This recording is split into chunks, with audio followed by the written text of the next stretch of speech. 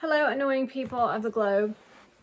You heard me. Y'all all want to be fluffed. Y'all want to be fakes, and I ain't in the mood to be fake. I'm literally watching a bunch of you just sit around and be annoying, except for Jack Canfield. He's the only one that is not, and Travis Barker is potentially not on my nerves today. That's how you create real relationships with people, and that's how you get off of things when you're on it about something, is you speak the truth. So the truth is I can't stand you today. I can't stand any of you. I hate your guts, and I hope I never see you ever again. Go away and leave me alone while I read this. And if I find out that my kids have been even for an instant next to that woman, and for an instant you're spending any of my money, you better believe that I'm going to be taking all of it.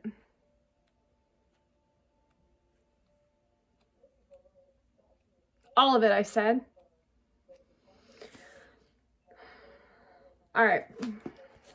Go ahead. You go ahead and lie through your little teeth. Your sister's name is Lizzie. Thank you very much.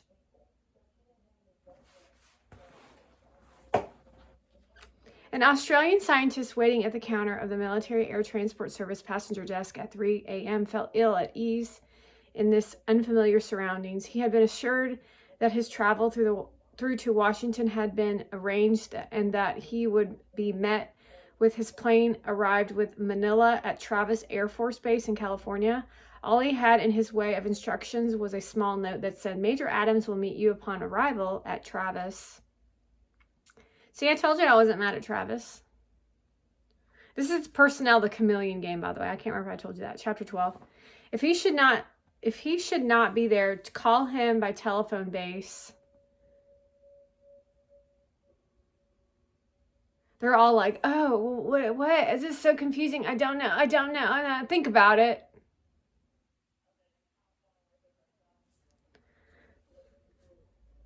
All he had in the way of instructions was a small note that said, "Major Adams will meet you upon arrival." He day trades publicity.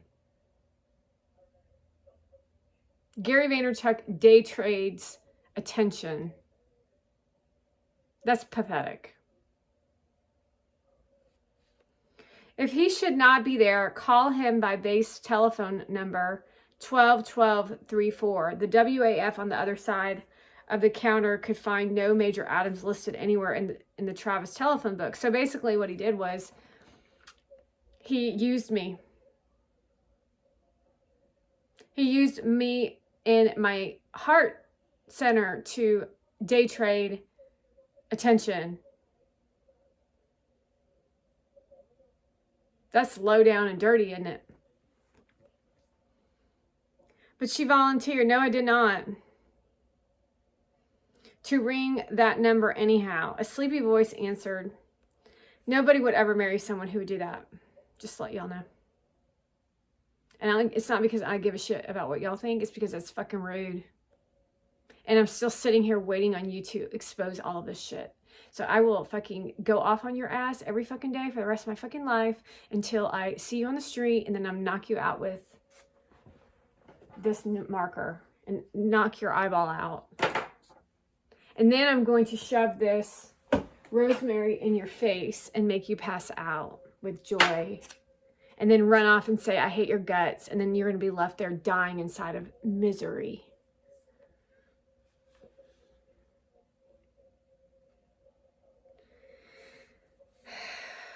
The contact was made. Airman Jones appeared shortly at a passenger service desk in civilian attire and announced himself as Major Adams. Oh, look, Adams here. The Australian had met his contact and would soon be on his way to South San Francisco Airport for his commercial flight connection to Washington. In Washington, he was met again by another contact and spent 2 or 3 days at a hotel where, from time to time, he met various scientists and their companies. Oh, that sounds like really intelligent. Let's waste our money on this shit. This is so dumb. They discussed with him the meetings he would attend in Rotterdam, then later in Moscow, to join with the world's top radio astronomers in observing the latest massive antennas. Hear me on this.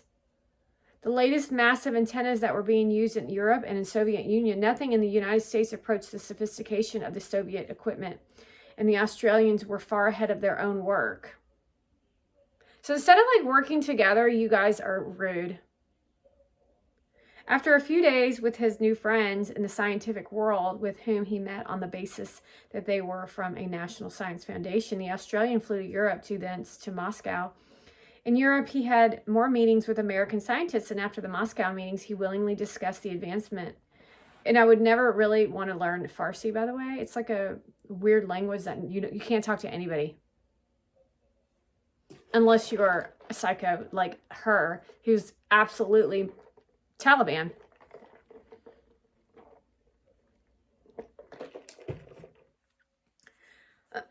He even talked about a totally new antenna. I would learn it because I'm intelligent enough to want to speak to Ali and the people in Saudi Arabia. However, they don't even really speak all Farsi. They speak other stuff.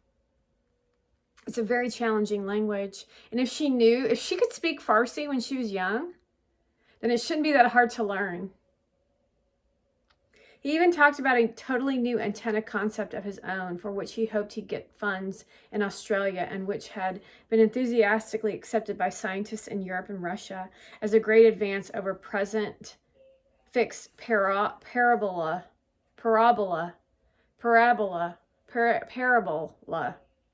technology.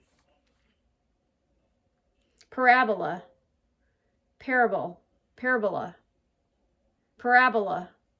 A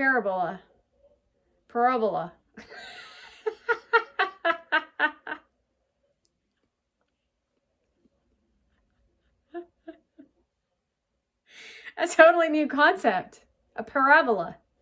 In return for free air travel and other amenities, the Australian had been willing to spend time with American scientists whom he knew of. And look, I'm picking my nose.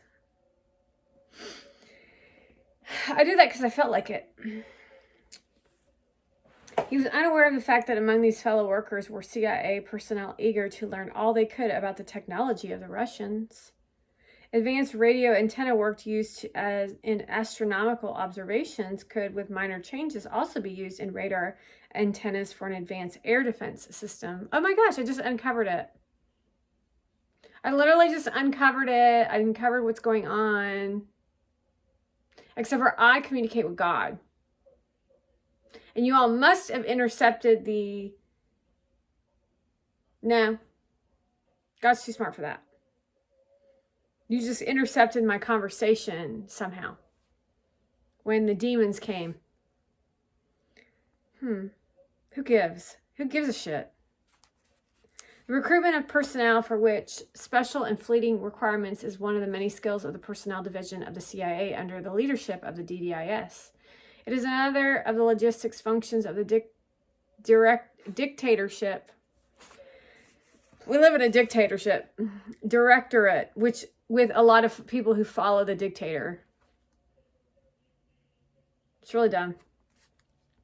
That performs the major miracles for the CIA or even for the ST. In the beginning, I just don't know if I can do this because I'm really just pissed off how stupid our government is.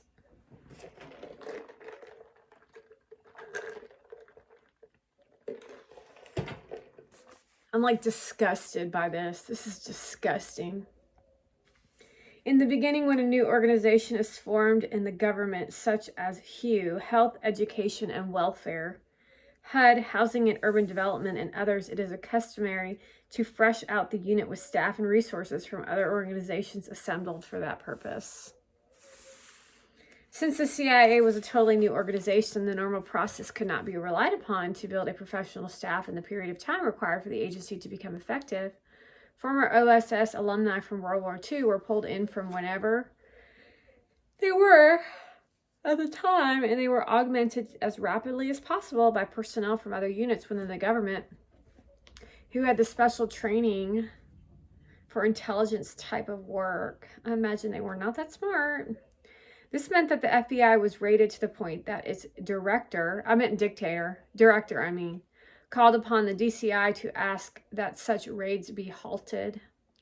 Many other early personnel came from World War II military resources of all kinds. The straight line intelligence personnel went into the DDI, and a large number of logistics specialists went directly into the DDS. For instance, it's examples of personnel that came from World War II, meaning they knew how to get the CIA organization involved in getting people to think like the way that Hitler got his folks to think that it's cool to kill Jewish people.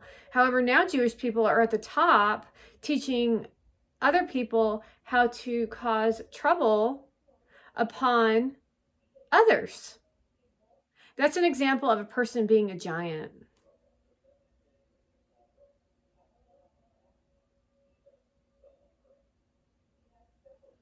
It was startling to see them take on a new life as they began to realize that they no longer worked under the routine red tape and restraints of the military service in which they had been trained. Men who had fought to keep supply levels up to authorized quotas now found that they could exceed quotas with the abandon. No, if you treat me right, you don't get treated badly. If you treat me like a human being and you have respect for me, you get treated like a freaking king.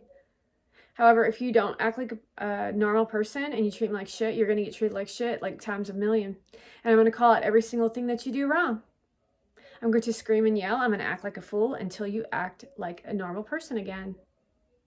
And I only act like this upon the action of someone who is intolerable, psychotic, and ill-behaved. Ask George, my ex-husband. Except this is a little different because it's exasperated by a billion, because billions of people are watching and you're all sitting there laughing as if this is no fucking big deal.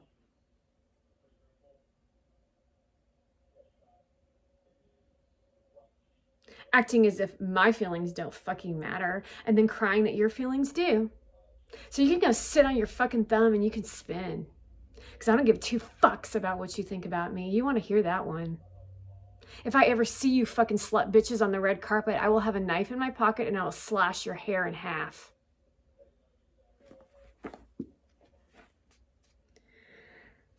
You have no idea what those hoe bitches did to me.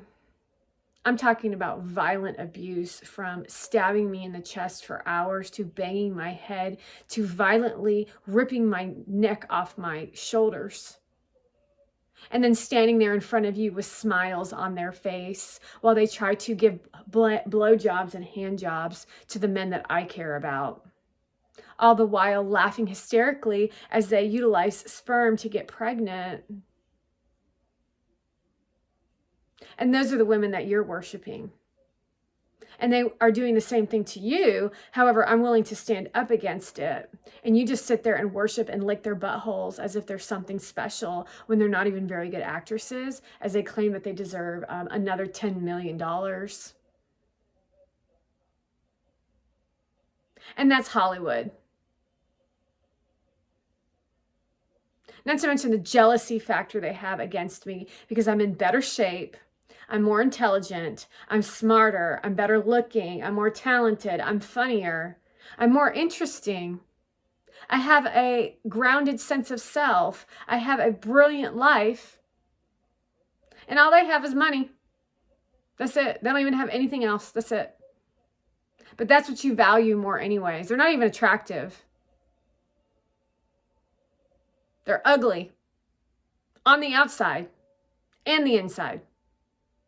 And that's what you worship. And then you literally watch them regurgitate nonsensical behavior because one of them hung out with Oprah for a movie that the movie sucked. That was a wrinkle in time that was boring as shit. And that's the bullshit that we're dealing with. I mean, I come up with all these great movie ideas and you come up with Game of Thrones, the prequel. I'm literally ripping you all assholes on your legs and shit. And you all keep producing toxic movies, toxic music, toxic content all over the internet. Not to mention toxic political beliefs. And if I have to hear another bill was signed, I might puke. When are you actually going to do any work is what I want to know. Because you don't just sign off laws after law after... You do realize the more laws there are, the less freedom we have. It's like sitting there going, okay, now we're going to have a bill where we don't walk right. We only walk straight. Excuse me, but how am I going to get, I'm sorry, you're just going to have to figure it out. Michigan. In some states, you're not even allowed to have oral sex with your partner. I'm sorry, that's none of your fucking business what I do with my partner. In some states, you're not allowed to have anal sex. Well, none of your business. In one state, you're not allowed to clean your husband's teeth at home. It's against the law for a dental hygienist, and someone attempted to take their license for it. None of your fucking business what I do at home. This is what I'm talking about. Mind your own fucking business. I don't know how many laws our government agents have broken. Specifically speaking to the fact that we have radio wavelengths of antennas that the Russians created that they're very aware about. However, the Russians don't utilize it the way that American people utilize it. You should have heard what I attempted to take down today when I was listening to Monday to Monday's playlist with Gary Vaynerchuk in his content creation with the psychopath he calls his best friend. A pervert who literally has his hand on his private parts and is disgusting.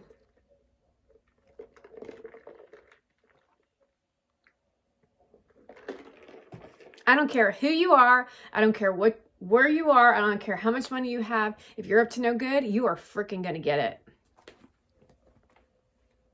Men who had watched budget figures year after year to build little caches to take care of essential needs found that they could draw upon funds that never seemed to run out.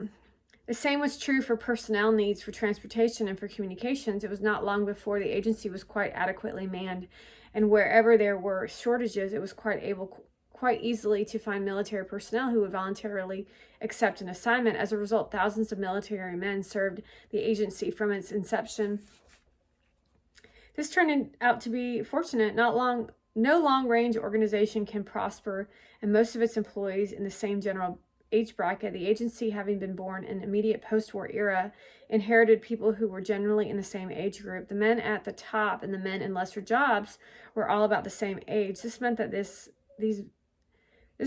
as the years rolled on, the openings at the top would be few and logjam of those in low grades would be terrific, stifling career development.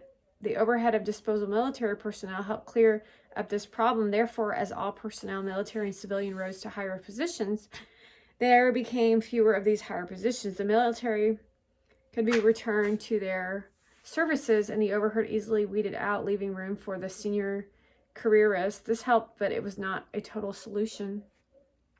The agency put into operation a junior officer training program, something like ROTC. In fact, JOT drew many of its men from the college ROTC resources. As these men filtered into regular jobs, they replaced military men who went back to their parent services. Meanwhile, the agency pushed an early out retirement plan and other projects to clear about the age-bound overhead. This had an interesting and perhaps unintentional bonus effect. A large number of men who had served from the agency as volunteers had rotated back to their own military services, in some cases back to their other government's departments to pursue other tasks. However, the lure of fun and games is great, and most of these men still retained much of the old desire to play the intelligence game. That's exactly what Gary is just loving on, isn't it? The agency found itself with willing alumni in all parts of the government, and they made use of these men in every possible way. This can be illustrated in the Pentagon Papers, since that is an available source of names and other statistics. A quick survey of Pentagon Papers was published in the New York Times. Because the Pentagon Papers are fake, reveals a random listing of military officers of general and admiral rank, all of whom in one way or another took part in early activities in the Vietnam. Some of them served with the agency for a number of years and went back and forth from the agency assignments to military assignments. And in most cases, the military assignment was simply an agency cover assignment under which they served at the direction of the CIA. This is so boring. I'm getting so bored doing this shit. I'm like so over it. I'm not doing this shit no more. I'm like so fucking done. I know you're gonna be happy. I don't give a shit. Y'all are all gonna die in your demise and shit, and I'm gonna go back to my life and live happily ever after. I'm going to utilize Gary and Donald to flip when I need them, and then the rest of you can go suck my dick if I had one. Although I am considering doing trans. I mean, I'm not real sure. I'm not sure. I might consider going to becoming a man because, I mean, everybody else is. Who would dare want to be with a woman, though? So maybe I won't. But that's probably one of the messages we're sending out for these children. Jack Cansfield's legs are crossed. He said, I would never have mine taken off. Can you imagine how painful that would be? No, thank you. I'm good. You're literally living by this. It's like double. It's double. I had this conversation once before. It's double negative. So like you're telling us you just want to dress like a girl. You want to look like a girl. You want to sound like a girl. But you're like feeding into a social norm. Meaning you don't want to be yourself. You want to be something else. So that's like the missing link of a trans. Like I would never want to take my boobies off unless they were too big.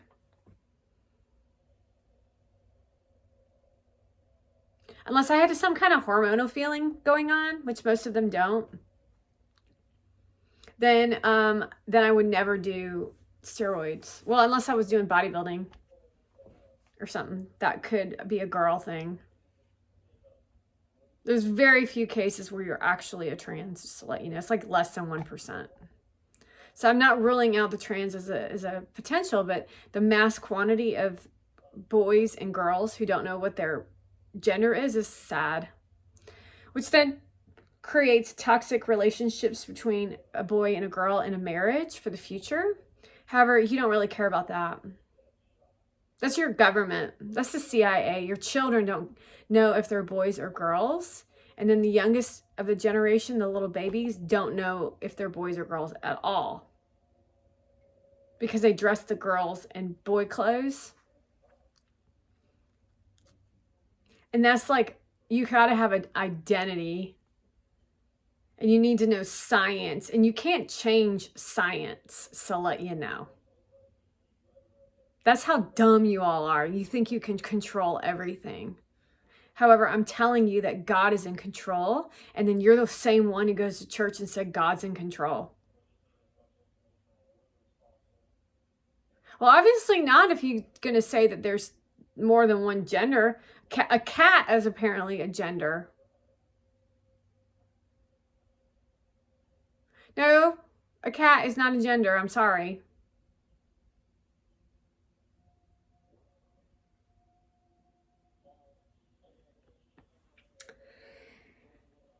Some of them served the agency for a number of years and went back and forth from agency assignments to military assignments. It's sad.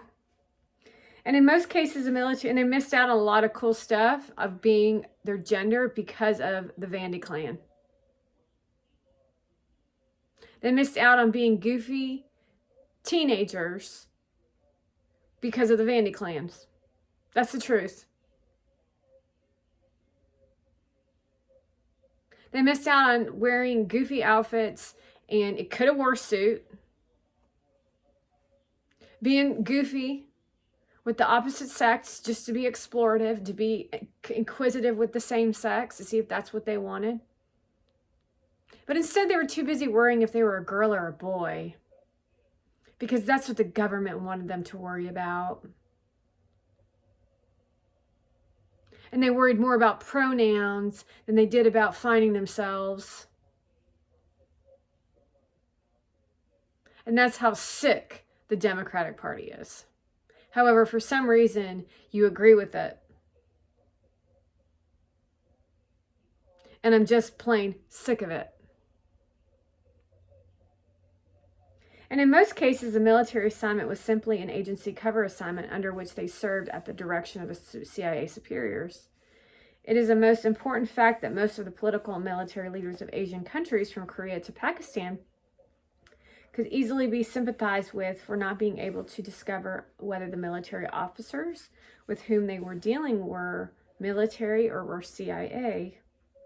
Most of the generals mentioned in the Pentagon Papers were involved in CIA activities while they were in Southeast Asia and were not under the operational control and direction of the DoD. When Marshal Sarit of Thailand met with the American Army general to discuss the buildup of the Thailand border patrols on the Laos border, he may have believed that he was talking with a U.S. military officer, and the results of their talks were going to be achieved with the direct assistance of the U.S. military. He had no way of knowing that the results of his talks were going to be carried out by U.S. military undercover, who were working under the direction and operational control of the CIA. The same can be said for such talks with Simona Fupa. A fupa? Mona's got a fupa? And fupa Nisafan. I'm just kidding. This is a real leader. Samana Phuma and Phomi Nisavan in Laos, and for Generals Thu and Kai in Vietnam. The Diem regime, far back in those early informative days of the Vietnam operations, never did know who we're talking with. The Ngu Dinh and Diem, and I think both were assassinated, had to rely upon the few real American friends he had, such as Ed Lansdale, a bona fide U.S. Air Force general, but also a man who worked solely for the CIA for more than a decade. Diem could unravel some of the deals he became involved in by calling his friend Lansdale in Washington, but he could not get similar help from the contacts he had in Saigon. The string of generals who appeared in Saigon from 54 to 64, who really were not generals, oh my God, who have been enough to confuse anyone. In fact, real generals stayed away from Saigon for fear of being labeled CIA by their contemporaries back in Honolulu or Washington. Did you know Joe Rogan grew 2 million really fast?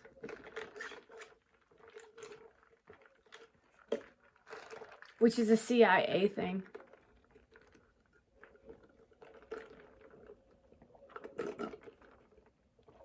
Meaning the government controls everything and y'all don't care. And then you like, oh, well, because I made it, it's okay. Well, since I made it, I'm good. So I made it, I'm cool. I'm good. I got my money. I got millions of dollars every time I go on Spotify. And then Spotify utilizes my podcast to do subliminal messages to get kids to turn trans. And I'm cool with that. Because I'm like, I'm cool. I'm good. My kids are cool. Those innocent kids over there who are struggling, I don't care about them. I got mine. That's how all y'all act. I got 15 million followers. I'm cool. I'm just going to tell people that they're going to go viral. And then I'll get more follows, and people will be posting content and stuff. However, people still don't post content. So I'll just use that as a platform to jump off my career to continue to speak on that note, which is totally true, by the way. However, no one will ever evolve until they get into the network, and then they'll grow, and then that'll be cool. Because they'll learn the manipulation tactics that it takes to grow their pages. Because somehow they'll run into somebody who's going to teach them the tricks of the trade, like the real stuff. Because again, it's like all in who you know. It's never organic. No. Take a look at my numbers factually here on, what are we on, YouTube here?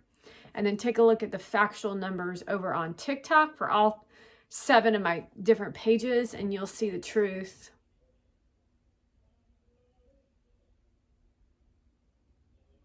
One big conspiracy theory that's destroying the nations, and everyone thinks they're, it's not it's expected, it's a different word. Entitled to being able to use the internet. Especially the Vandy clan, because they think they're so attractive. When I see an attractive person, I'm like, ugh, you're so nasty. Like, ew. Like, gross. I'm talking about the Vandy clan, who wears fancy outfits and does their makeup all, like, nasty. I never put makeup on my face, but it takes me 7 hours to get ready to go to an event. All I do all day long is put makeup on and then go shopping. And then that's my strategy. That's what I strategize on. And then everybody else just does all the work. And I just sit there. And so it's really important to know when you need to make a choice to sit still and do nothing, then you do this. This is how you meditate. My name is Monovan and I am going to hypnotize you into da da da da da da. If you ever took a meditation from that psychopath, holy moly. She's working with some dark energy, yo. Dark. The dark side. You were talking about like worse than Darth Vader.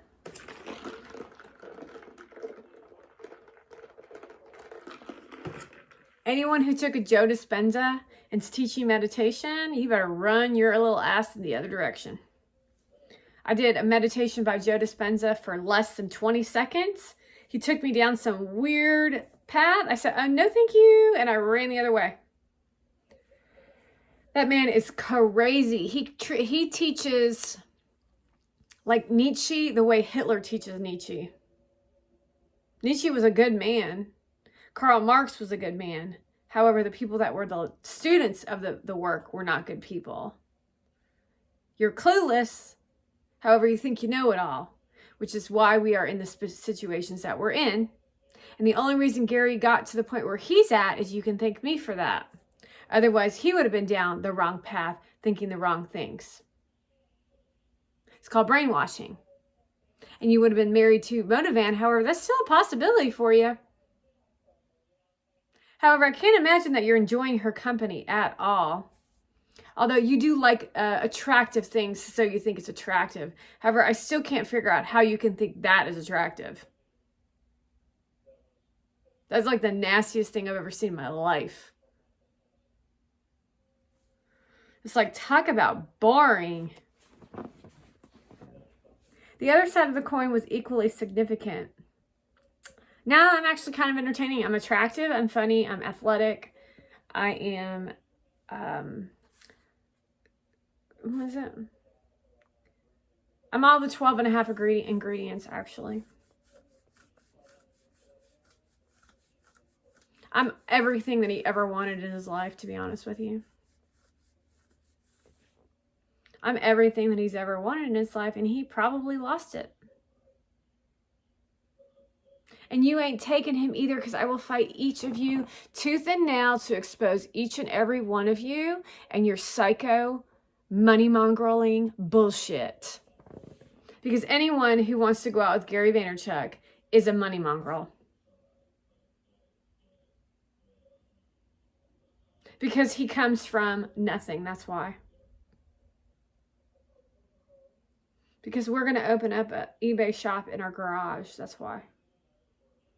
Because that's the way our lives should have gone. We should have not done the social media thing, and we should have just done garage selling and putting it in the garage. That's what we should have done, honey. And then we could have lived happily ever after and let you all fight it out and then disappear from the planet and then go into heaven and then never come back. And then I would have ran into Aaron Rodgers in heaven again. Yeah, that's right, y'all. The rest of y'all would have been miserable as shit. But me and Gary would have been happy. I don't see you standing up for me, Aaron.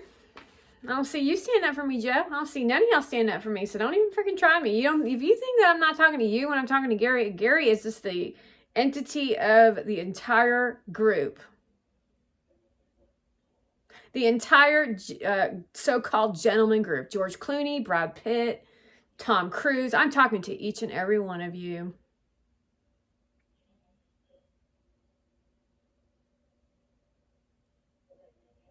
Because I know you all up to something. know, because God wants me to lay it out. The other side of the coin was equally significant. Military men found that the CIA was an easy means of promotion. As a result, they longed to get more of the valuable duty. Men who would have retired as the easy road to general stars. There were a great number of generals, even up to the full 4-star rank, who had never made that grade or who have never met... Wait. It's like too much talking or something. It's really aggravating. It's like, oh my God. It's like, it's not, I can't hear your voices, but it's like, blah, blah, blah, blah, blah, blah. Usually I'm very focused, is what I'm trying to tell you. There are a great number of generals, even up to the full 4-star rank, who would have never made the grade and who never would have made general at any level had it not been for their CIA assignments and the role they played in the development of Vietnam operations. There were a great many of these men. This force alone has had a considerable impact upon the nature of Vietnamese events and upon the escalation of activities in Vietnam back in the days when small catalytic events propelled the early actions into a massive campaign. The same thing was happening in the Washington as men who served under Dulles went out into their parts of the government, into the Institute for Defense Analysis, the Rand Corporation. Do you know who Ayn Rand is? A-R-Y-N, Rand. She wrote a book. I read into it, read a little bit of it. It was about trains certain key university jobs into select businesses and major foundations. It had all underlining information and meaning, as in the destruction of the planet, because she came to me and talked to me about some things. Oh.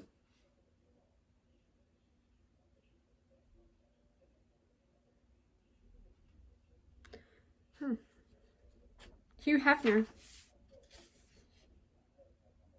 telling me that the CIA works with rich people. Everyone except Hugh Hefner, because he was too busy with the females. But he was on the secret team. Ooh, I'm like jumping ahead. You should see the next chapter.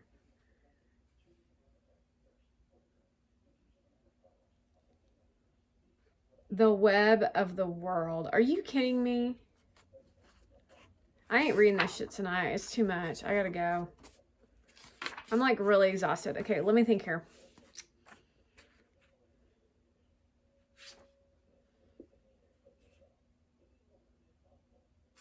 This is like such bullcrap. I'm not finishing this tonight. I am not doing it.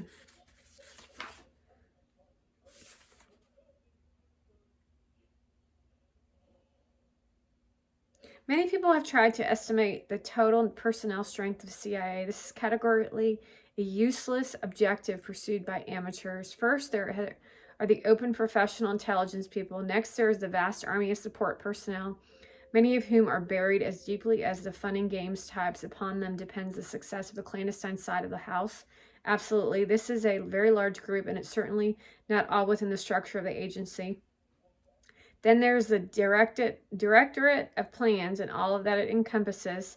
In most respects, this operation is the largest by far, and in certain aspects, the board between the DDP begins and the DDS ends and seldom clear.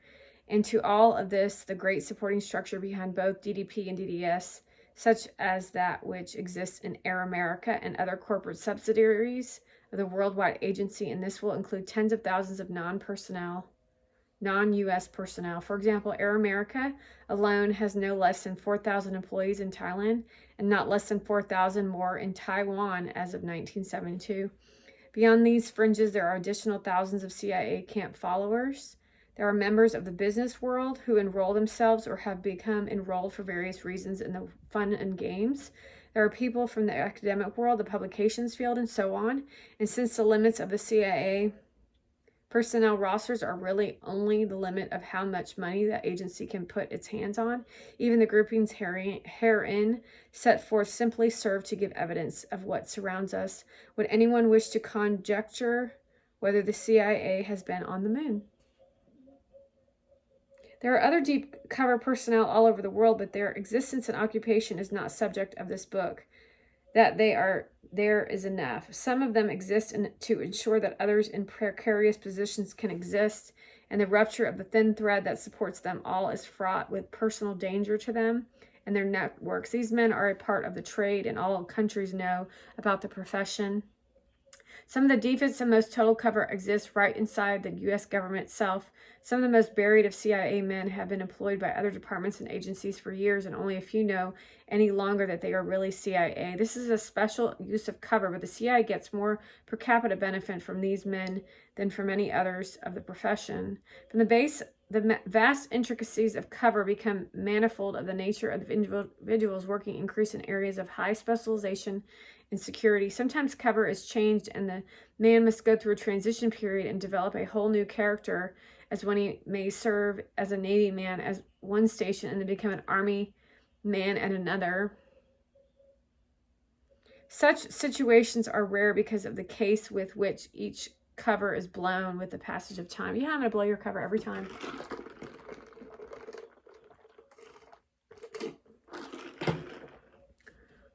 It's like, you gotta be fucking kidding me. The remaining special characteristic of CIA personnel activity is that which is known for the trade as cover, except for the true and overt intelligence employee and other strictly administrative and service types. All agency employees live under some form of cover.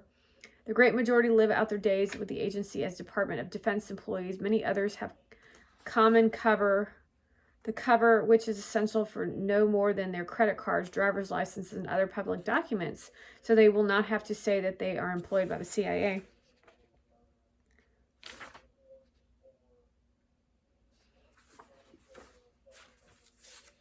I'm reading this book a little backwards.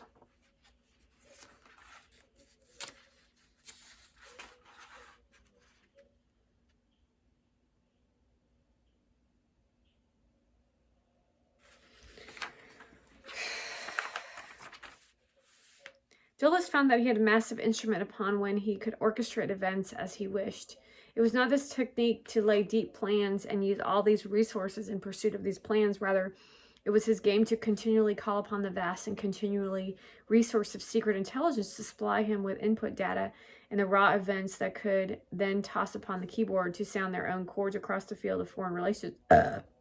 This may sound a bit weird at first telling, but how else can anyone explain the random series of events that was happening in the names of foreign affairs in the anti-commission since 1955.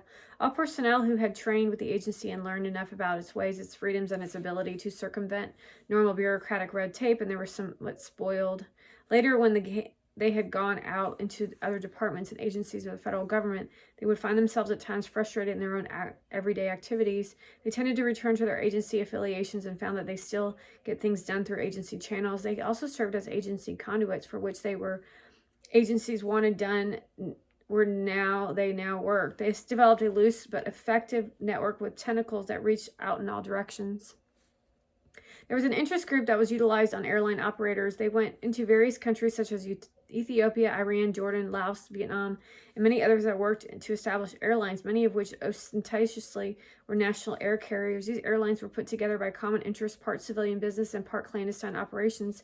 In such cases, secrecy was not really very deep, but it was used as a shield to identify of the interest concerned from other parties in the U.S. The host government certainly knew who was behind the airlines, and they knew that there was more money being spent than was coming in through commercial revenues. These airlines and their supporting bases, which in many countries were relatively costly enterprises, became increasingly modern. They began with were called their World War II surplus aircraft, such as C-46 and 54, and then they began to get hand-me-down Constellations and DC-6 and DC-7 aircraft, which they had been the backbone of the U.S. airline fleet before the advent of jet transports. Most of these countries did not have the pilots and other personnel essentials to the operations of the modern aircraft, so the agency cover units filled these spaces. Soon national pride dictated that these airlines have the finest modern equipment in order that their neighbors would not outshine them. It was not long before a number of these small and impecunious airlines began to flaunt their new jets before the public from Manila to Tehran. These operations all began as modest havens for personnel who have been affiliated with the agency or who have still with the agency but gave the appearance of having left. By 1960, the CIA had grown very large in comparison with the figures that had been projected and with the figures of the various controlling authorities through the agency had. By the time of the Congo problems and the uncertainties of other emerging African nations, the CIA had not less than 40 stations scattered all through the continent, all of them very active and all of them manned with everything from U.S. military to non-attributable civilians of all kinds. The agency, the Harry Truman thought that would be his quiet intelligence arm, had become a vast organization which no one could control for the simple reasons that the agency was no longer the finite organization that had been created by law and then built with properly appropriated funds. It is now a tremendous force using its own funds as an ante to open the big game and then playing the big game with money belonging to the rest of the government. $600 billion. That's what you owe me. And the government people are controlled by the appropriation and then authorize the funds. Thus, any government organization is permitted to have precisely so many people to exactly control that number of people. The Congress appropriates only enough money to pay that number and no more. This is usually the effective method of control, provided measures to invade them are not cloaked in security. When the Air Force had the problem of manning the vast space center at Cape Canaveral, it found that it did not have sufficient people for the task, that it could get funds for the maintenance of that huge and vast growing complex. So the Air Force obtained enough funds to contract the operation and maintenance of that base. Several companies bid for the job and operating in the big space. The Pan American Airlines was rewarded the contract.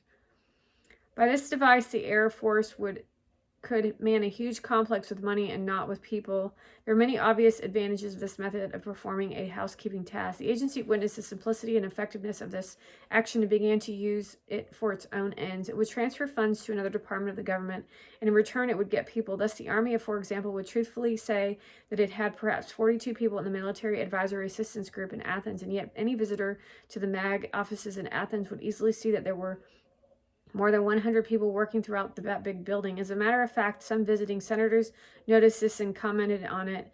They were told that a straight face by the local MAAG officials that the Army did not have only 42 people there and that they would be glad to have Department of the Army and the Washington furnish the senators with an exact accounting of these people. This satisfied the visitors, and upon their return to Washington, they were given audited figures of the U.S. Army, certifying that to the fact that the Army had spent no more than X dollars on personnel in Athens, and therefore could not have had more than 42 people there. This is an old story. There are military bases that have been closed by the services. The records based upon money audits show that the bases are in fact closed, yet the base have been reopened by the service concerned with the CIA funds and the CIA support purposes. There is a small but uniquely self-contained Army base near Washington that was closed in such a manner years ago. It is still open. It is so active that its very lively housekeeping function, including a PX and commissionary, the services not only the special CIA elements on the base, but a select group of senior retirement military and the naval personnel who lived in baronial luxury in the adjacent horse country. There is also a massive Army post that has been closed many times. No news is ever published to show that it has been reopened, but there is always a fanfare when it is closed. This huge forested reservation is one of the best hunting preserves in the Washington vicinity. It is frequented by noble parties of ranking military and other high government officials who travel to their shooting sites on an old Army railroad in quaint old cars and real luxury attained by few people, short of Hugh Hefner and the Onassis set. There was a time when the late Senator Harry Byrd, father of the present senator, used to have to intervene on behalf of a few of his select clientele because he kept receiving letters and telephone calls about bombs and other explosives bursting at a closed U.S. Navy station. The senator who had used these messages sent to the Honorable Secretary of the Navy, who in turn would pass them to the Chief of Naval Operations, and thence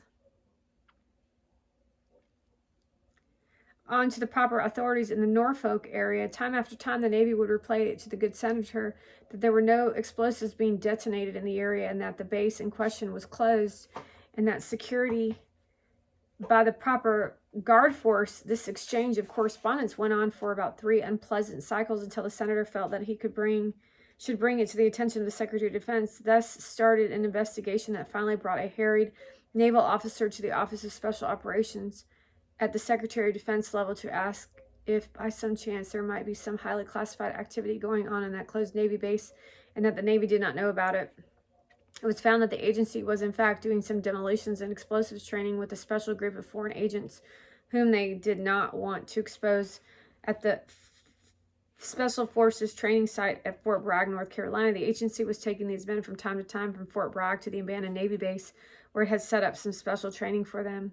Then the Office of Special Operations asked the agency to move its training to another site. The Navy was given a polite but obtuse answer. From this to the Navy wrote apologies to the Senator, and eventually things were settled graciously with the Senator's constituents.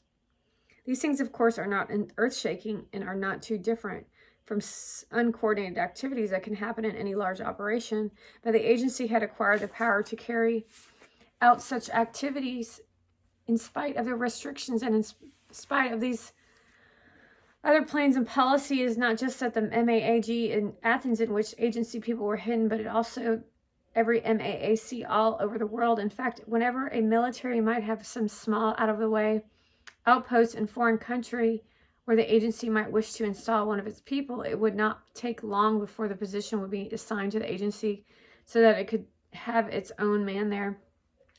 In many countries, the vast military air transport service would have only 2 or 3 men to handle landing and takeoff requirements after a few weeks for a few planes a week. Such small pockets of men in remote places and with little apparent activity became the havens for CIA personnel. And then activity grew in such locations as it inevitably did. An agency would make funds available to the parent service for more bodies, and the manning would be increased to provide for an invisible military expansion. Later auditing of the strength of the service involved would never show the increase. The agency would never have to show the increase either, because it all was done expanded dollars, and this would not be questioned.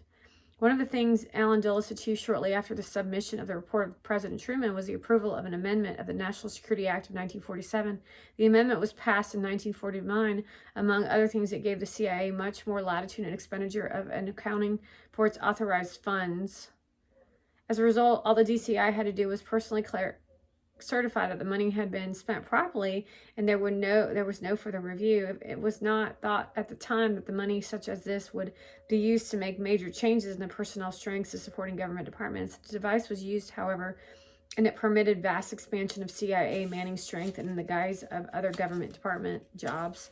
All of this went without review and audit. By the time the agency was ready to participate in an operation as large as the Indonesian campaign of 1958, it had the resources to open foreign bases, to create an entire supporting tactical and transport air force, to demand the services of naval supporting forces. A former World War II air base on a remote Pacific island was reopened and put into commission, and a whole fleet of aircraft was put into major overhaul bases in the States to create an attack force of substantial capability.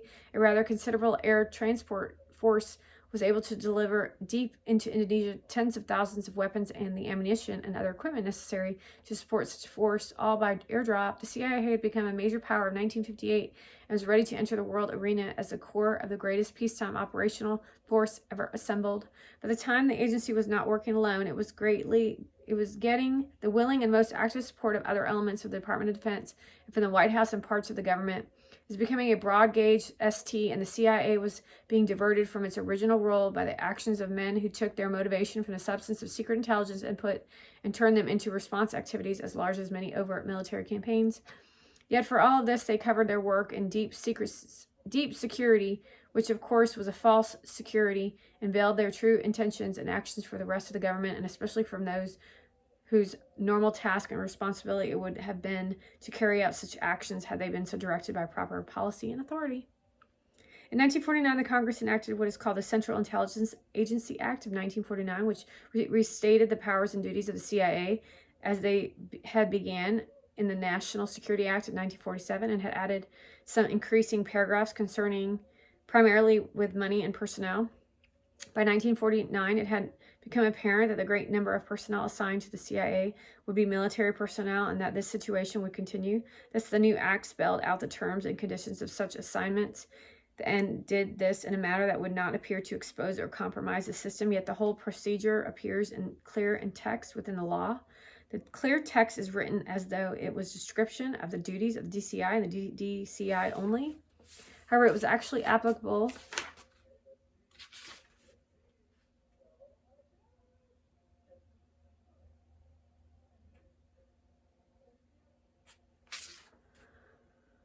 with the agency.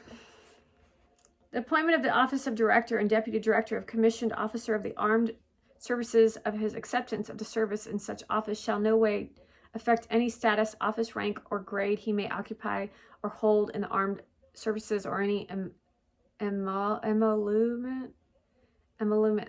It sucks because it's like dash.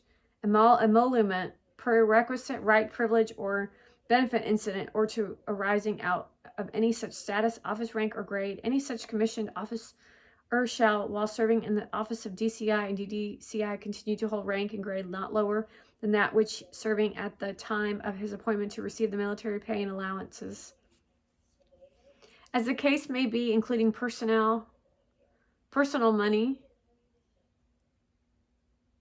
allowance payable to a commissioned officer of his grade and length of services for which the appropriate department shall be reimbursed from any funds available to defray the expenses of the CIA. He also shall be paid the CIA from such funds an annual compensation and the rate equal to the amount by which the compensation established for such positions exceeds the amount of his annual military pay and allowances.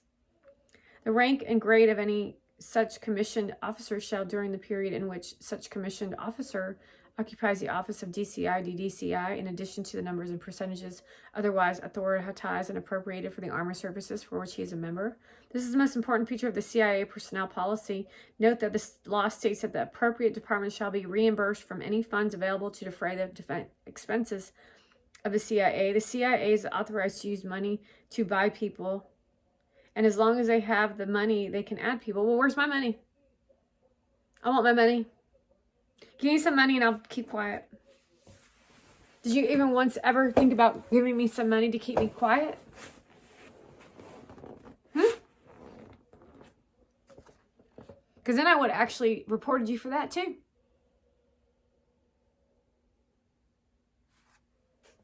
This is one reason why few people, they said they were open to it. $600 billion, please. This is one reason why few people really learn how many personnel the agency has and why even these few. Yeah, because I don't want to do this shit no more. It's boring as fuck and y'all are stupid as shit and I can't stand any of y'all. Because so many people of the cover people have been lost within the labyrinth of the total government. Another key phrase of the paragraph 3, wherein it states the rank or grade of such of commissioned officers shall be in addition to the numbers and percentages otherwise authorized for the armed services, the military service, or other departments and agencies of the government are bound precisely to a certain total personnel strengths and to the percentage of rank and grade throughout those total. This is an exact amount and one that must be maintained and counted for at all times. However, the CIA is not bound so. Thus, the services are permitted to provide as many personnel as the CIA requests and can pay for to the extent that the services simply deduct those totals by rank and grade from their own strict manpower ceilings. As a result, the services encourage certain personnel to join the CIA and certainly do not discourage them from leaving the roles of their services for the purpose. In a sense, the more the better. Some 5,000 or 10,000 military personnel in the CIA are just that many less for military budget to account for and just that much more strength for the CIA, which accounts for the reimbursement. The Central Intelligence Agency Act of 1949 further underscores this bookkeeping device in favor of the CIA in the following manner. CIA appropriations expenditures, notwithstanding any other provisions of laws, sums made available of the agency by appropriation or otherwise may be expanded for purposes necessary to carry out its functions, including personnel services, services without regard to limitations on types of person to be employed, supplies, equipment, and personal and contractual. It says personal. Personal.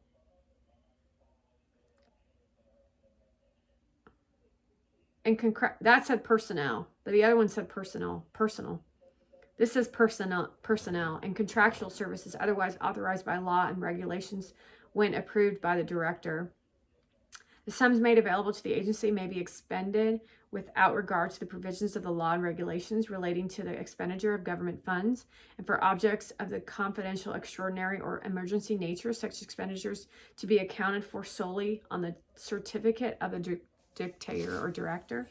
Not only then is the CIA not required to account for the number of grade of all of its people by virtue and the fact that its authority to use money to buy people without regard to other law, but as we see in other latter phrases, the CIA is not required to account for the money it spends.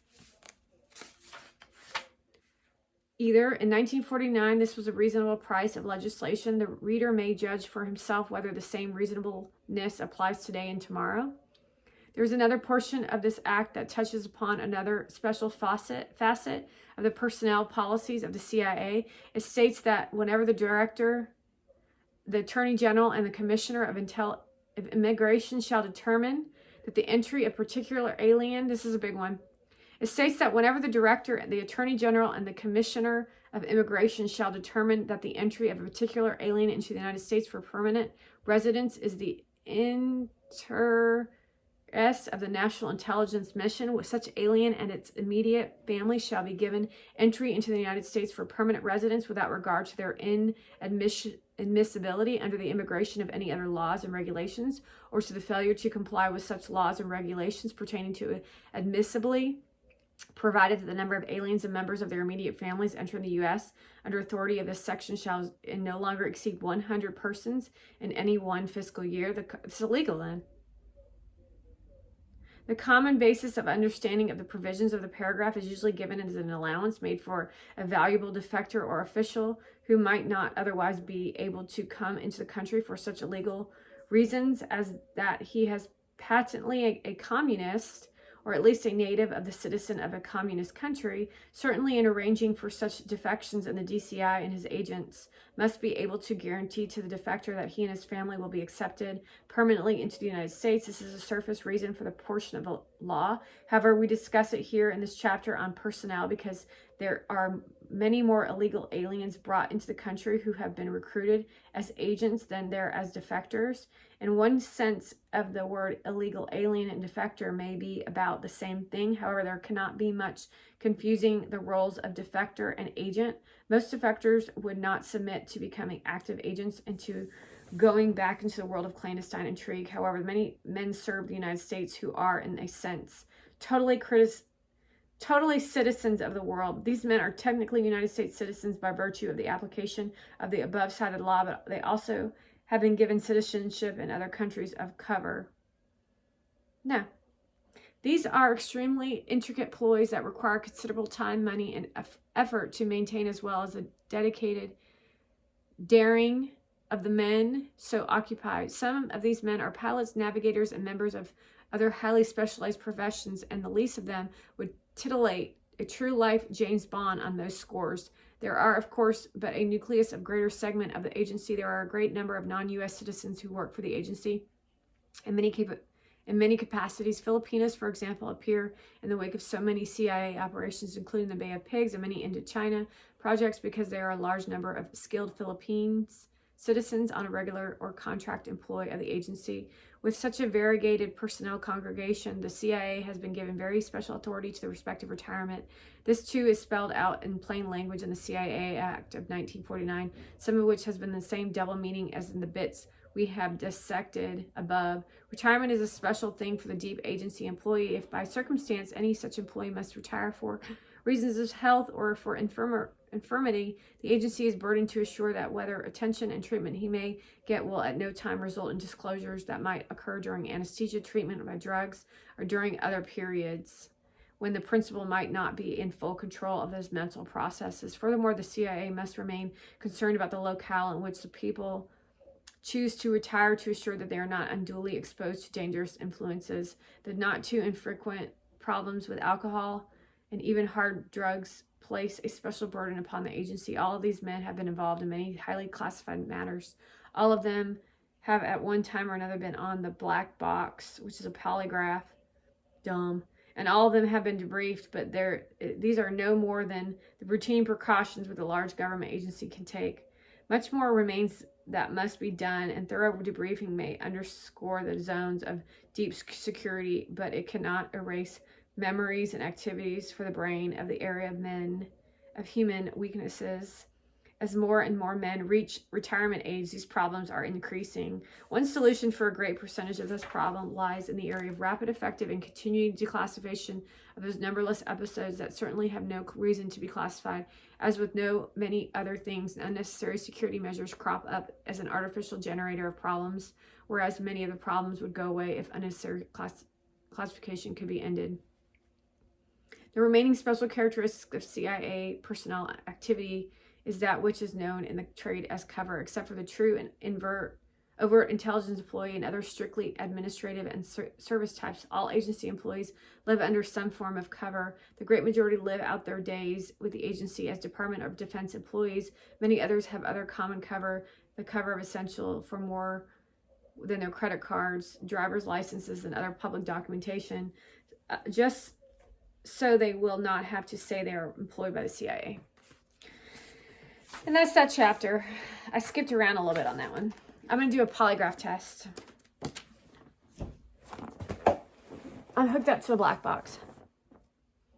Are you Jesus' lifetime? Yes. Are you in love with Gary Vaynerchuk? No.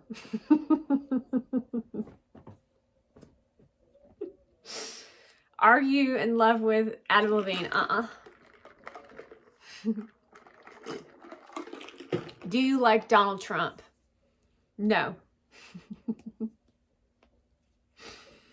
Do you like the CIA?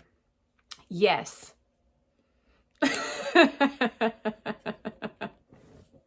Can you play drums? Yes, I can actually. See, look.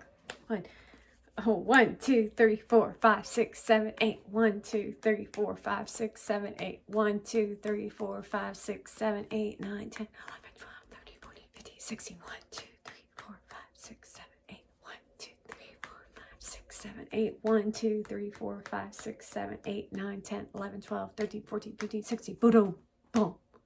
See? And that's what I would do in the polygraph test. I would like literally lie back and forth. And then I would laugh every time I was lying. And then I'd say, okay, I found I'm not lying. I mean, yes, I am.